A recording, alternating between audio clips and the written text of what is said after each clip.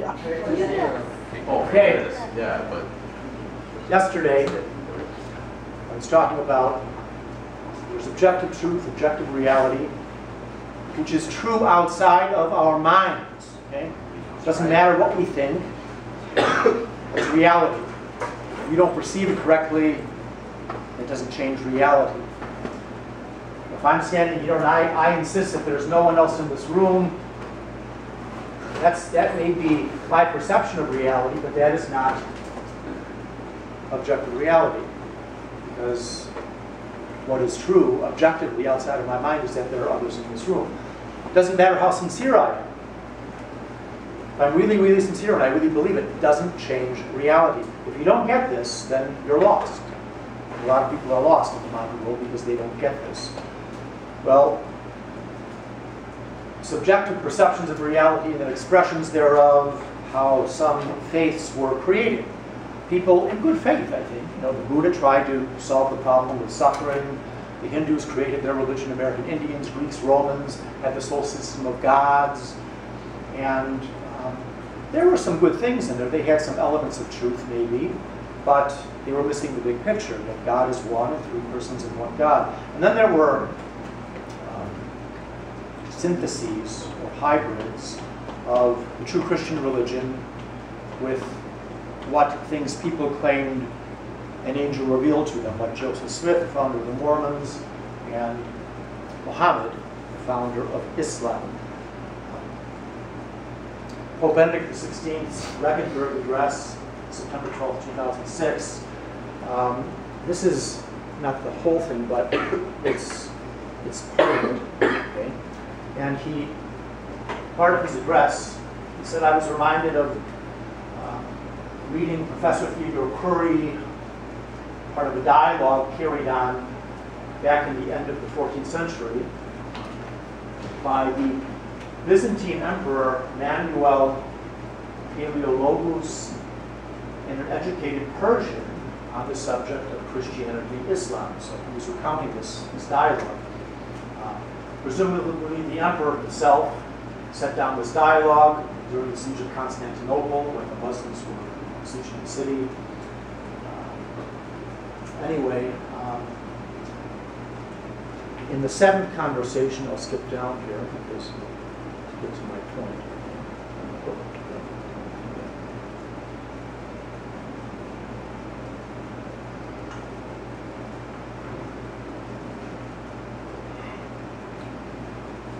In the seventh conversation,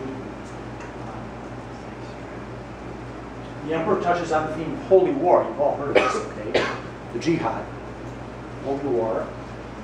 And the emperor must have known that Surah 2, this is from the Quran, 256, reads, there is no compulsion in religion. That is what Muhammad wrote early on before he got power. Okay? But we're not compelling people to believe. Okay? According to some experts, this probably is one of the earliest surahs, the early period when Muhammad was still powerless under the threat. But naturally, the emperor knew the instructions developed later in reporting the Quran concerning holy war without setting into details, such as the difference treatment according to those who have the book and the infidels. He addresses this interlocutor with startling brusqueness that we find unacceptable on the central question about the relationship between religion and violence in general. He says, okay, you show me just what Muhammad brought that was new, and there you will find things only evil and inhuman, such as commanding to spread the sword by the faith he preached. The emperor, having expressed himself so forcefully, goes on to explain in detail the reasons why spreading the faith through violence is something unreasonable. Violence is incompatible with the nature of God and the nature of the soul. God, he says, is not pleased by blood, not acting reasonably. Sum logo, logos is the word, okay? According to the word, okay? According to logos, reason, the words, okay? It's contrary to God's nature. God does not act unreasonably. Okay? That's the Christian view of God. God does not act as an unreasonable God. And faith is born of the soul, not the body. Whoever would lead someone to faith needs the ability to speak well and reason properly, without violence, without threats. To convince a reasonable soul, one does not need a strong arm or weapons of any kind, or any other means of threatening a person with death. Now, he's writing to a Muslim, okay, to make his point here. And the decisive statement in this argument, he was quoting this dialogue between the emperor and a leading Muslim. And the decisive statement, this is the Pope speaking, okay, in this argument against violent conversion, is this: not to act in accordance with reason is contrary to God's nature. The editor of this dialogue, he observes, for the emperor that as a Byzantine shaped in Greek philosophy, okay, which was the foundation for Christian philosophy, this statement is self-evident. Okay, we know this. God doesn't act unreasonably. God is a reasonable God. But for a Muslim teaching, God is absolutely transcendent. His will is not bound up in any of our categories, even that of rationality. According to the Muslim God, you don't have to be rational. Here, Corey quotes a work noted by a noted Islamist who points out, someone went so far as to say that God is not bound even by his own word, and that nothing would oblige him to reveal the truth to us. Were it God's will, we even have to practice idolatry if God so willed it. No. What does that violate? The principle of reason, of non-contradiction. God doesn't contradict himself. See, according to Muslim thinking, well, God could even command idolatry if he wanted to. Well, no. We as Christians would say, no, that's not our idea of God. God does not act by just the will. He acts according to reason. And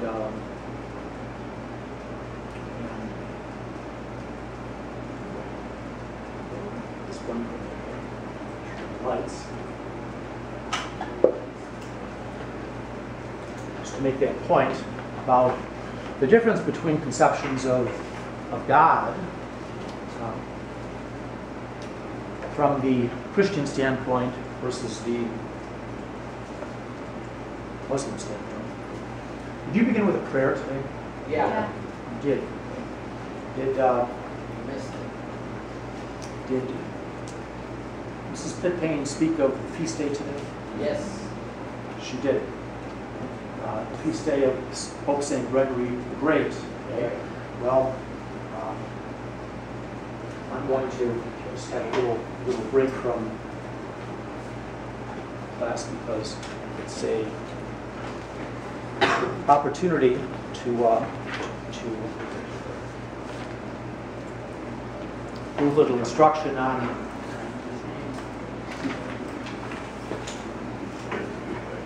what Pope Gregory the Great is known for, Gregorian chant. Gregorian chant. Pope St. Gregory the Great didn't invent Gregorian chant. What he did was he categorized it and helped to formulate it. Gregorian chant really has its roots in the ancient Jewish traditions of singing the Psalms. And Christians began to do this as well, the early Christians, because they were Jews. And then they began to formulate prayers, and they chanted the prayers. And the monks in the monasteries really perfected the chant, as it's called. And Pope St. Gregory the Great was a monk. He was a Benedictine monk for a while until he was called out to service by the Pope, who was Pope before him. And he obeyed. He didn't want to. He wanted to remain in the monastery. Pope St. Gregory helped to turn back Attila the Hun, convinced him not to invade Rome and sack Rome, but then other invaders came later on and they sacked Rome. It was unfortunate. But Gregorian chant is the highest art form in the church. That's according to the teaching of the Second Vatican Council. It's the highest art form.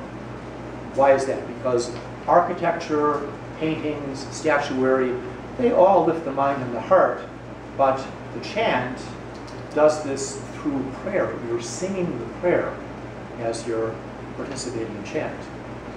and it's very beautiful, very uplifting to the mind and heart. Even if you don't understand all the words, it still is, it puts one in a contemplative mindset. And that's why the Second Vatican Council said that the Gregorian chant, when the Mass changed, was supposed to remain intact, and it wasn't.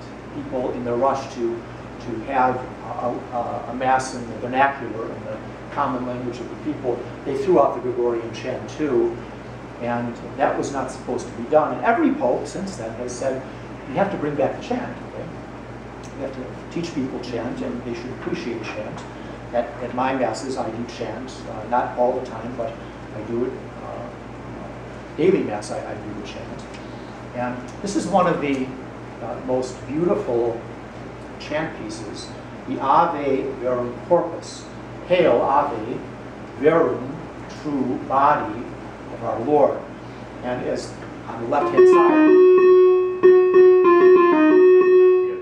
a little history says the hymn was originally intended to be sung at the elevation of the consecrated host. So the host is elevated, hail true body of our Lord. And anyway, it goes like this. Okay? Ave verum corpus natum de Maria Virgine vere passum immolatum in cruce pronomine cuius latus perforatum fluxit aqua et sanguine est nobis pregustatum mortis in examine. O Iesu dulcis, O Iesu pie, O Iesu fili Mariae. So hold on to this. We will begin class tomorrow, Friday, with that hymn. So save it, okay? Save it, and I thought it was. we'll be using it, okay?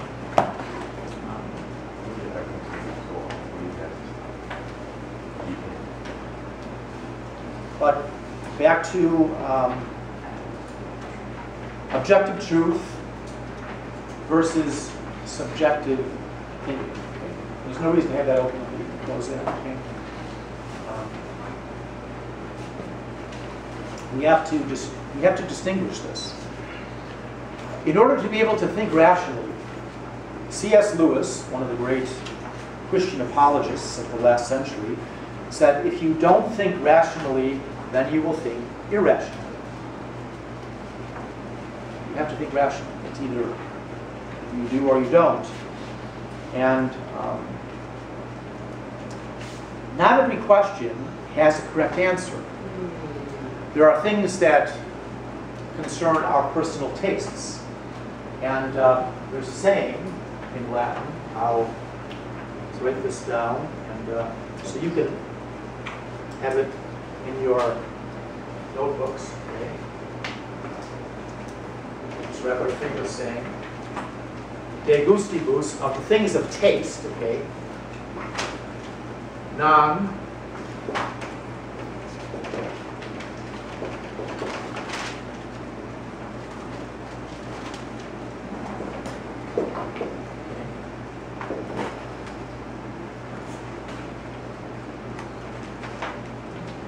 things concerning taste are not to be disputed.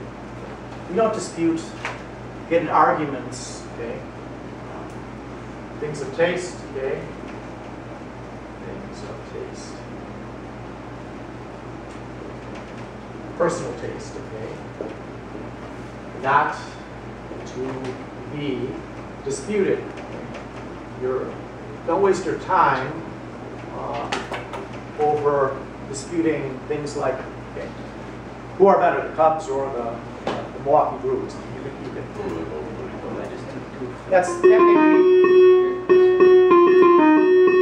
You may have a little more reason to dispute that, but like, what is better, chocolate or vanilla ice cream? Well, these things are personal tastes. You're not talking about things that are objectively true. Okay? You're talking about things that appeal to the person. Okay? And objective truth concerns things that are true independent of our minds, okay? Independent of what we think. And it is, well, we may or may not know something is true. That doesn't change the fact that it's true. And I'll just give some examples here, okay? St. Joseph's Catholic Academy is in Kenosha, Wisconsin. That's an objective truth. If someone doesn't know this or denies it, they're wrong. Okay? You're not in touch with reality if you think that we're in Aspen, Colorado right now. Okay? That's not objectively true. Okay? You could say the Earth is flat. That deals with something that is objectively true. Either the Earth is flat or the Earth is not flat. It's one or the other. You can't hold both positions. Otherwise, you are violating the principle of non-contradiction. So, okay, the Earth is flat. Okay. That's an objective truth, in line with objective reality. Okay, and if you say this part of the Earth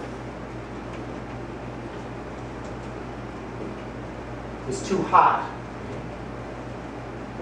or too cold, or whatever, you're not dealing with objective truth. You're dealing with subjective opinion.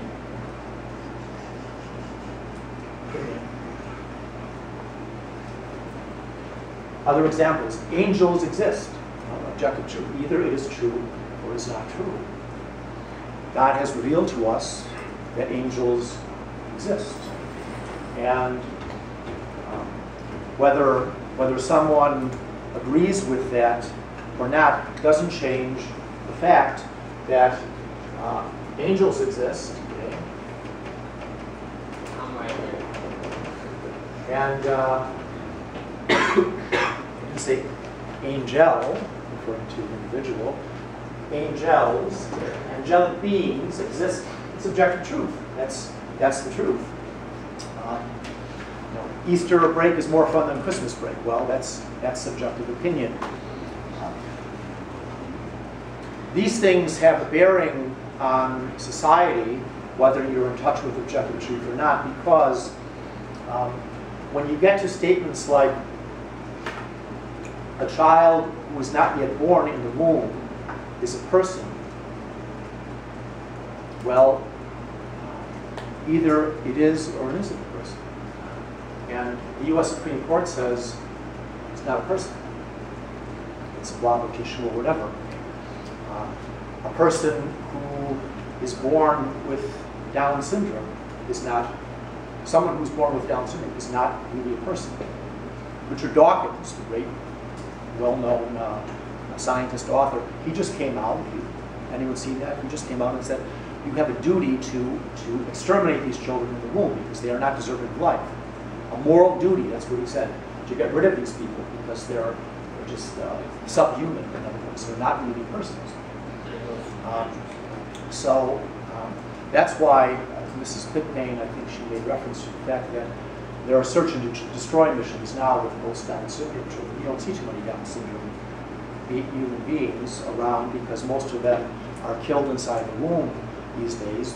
Why? Because people don't want to have a child that is handicapped in this way.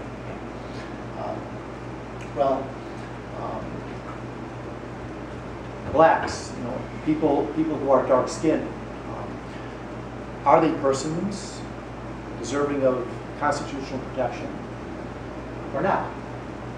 Are they? Well, that it's either yes or no. There's an objective truth here. In the Dred Scott decision, our U.S. Supreme Court said, no, they are not persons under the Constitution. They have no right to freedom, to liberty. Okay? And we fought a civil war over that. And are Jews human beings? Well, the Nazis didn't think so. They were putting them to death. They thought they were subhuman, as well as gypsies. And in fact, defective human beings, that's what they called them. You change people's way of thinking of reality by using language. Okay? That's why Dr. Bernard Nathanson, who converted to pro-life because he saw the scientific evidence, but was promoting abortion and opened the biggest abortion mill in the country, he said we have to engineer people's thinking on this to get them to accept abortion. Call it a blob of tissue, call it anything, but do not call it a human being, because then you will humanize this individual and we won't have abortion. He came to change his mind, but we hear people being referred to as defective human beings. Toasters are defective, vacuum cleaners are defective. Human beings are not defective. That is an object. An object is defective, a non-human object. Human beings are handicapped. But the Nazis, they had a Nazi euthanasia program where they thought there were people unfit to live. And many aren't aware of this. I'm not talking about gassing the millions in the gas chambers. There was a separate program, the euthanasia program, where they would come in and test children. If your IQ didn't make the grade, you were sent to a death institution. You were given a lethal injection. Okay? If people's had some deformity, it even got to the point of malformed earlobes. Okay? They wanted perfect human beings, a Nazi ideal. These children were sent to die, and they were put to death. And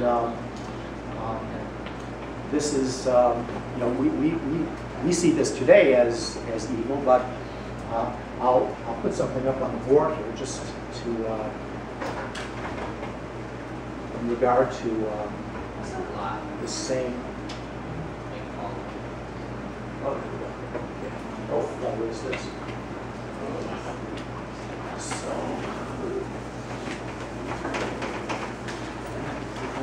in regard to this whole issue, because it ties in with what Mrs. Pitpain was saying just a minute ago, okay? This is the National Black Pro-Life Initiative, okay? It talks about Margaret Sanger, the founder of Planned Parenthood, okay? And